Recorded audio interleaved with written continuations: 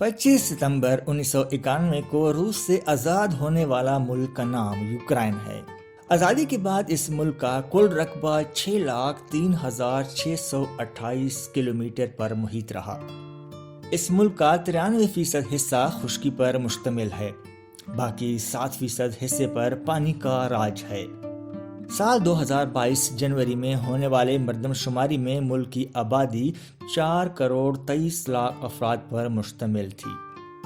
یہ ملک پاکستان سے 3,792 کلومیٹر دوری پر واقع ہے۔ اس ملک کا بڑا حصہ عیسائیت کو ماننے والوں میں سے ہے۔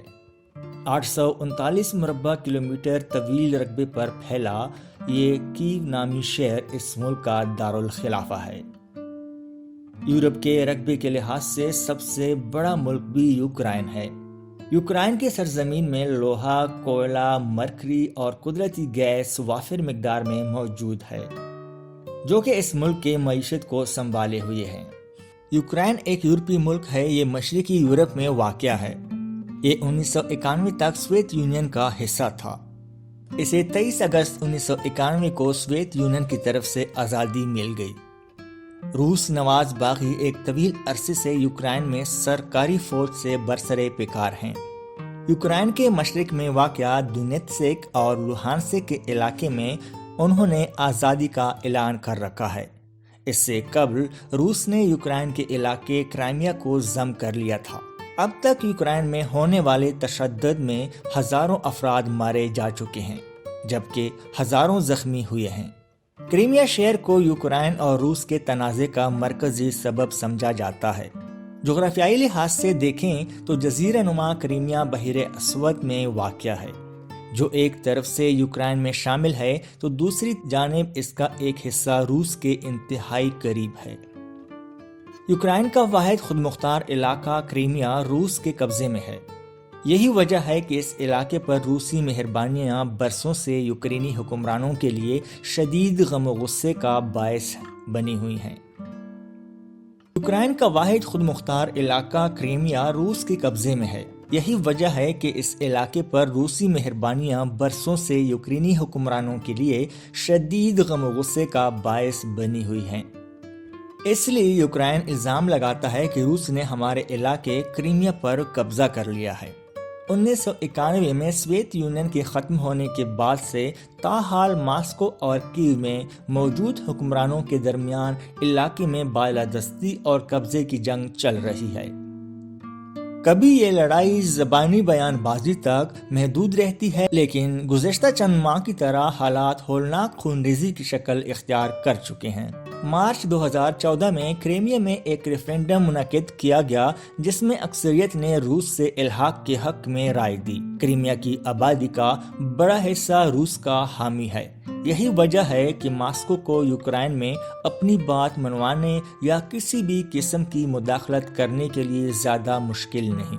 تجزیہ کاروں کی رائے میں علاقے میں بالادستی کی کوشش تو اس تنازع کا بڑا سبب ہے ہی، لیکن ماسکو اور کیو کے درمیان تنازع کی بڑی وجہ تیل و گیس کے وسائل بھی ہیں۔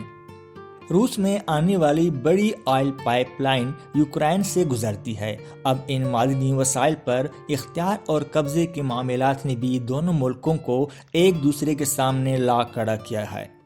معدنی وسائل کے حوالے سے ادائیگیوں کا تنازع بھی دونوں حریفوں کے لیے لڑنے کا سبب ہے۔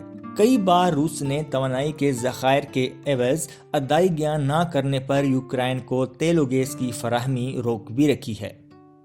روس اور یوکرائن کے درمیان حالیہ کشیدگی کی تازہ وجوہات میں سے ایک یہ بھی ہے کہ یوکرائن کے حالیہ صدر نے رواں سال فروری میں روسی صدر ولادیمیر پوٹن کے دوست اور یوکرائن کے ایک بڑے کاروباری گروپ کے مالک وکٹر میڈویڈچیک پر بعض پابندیاں عائد کی ہیں۔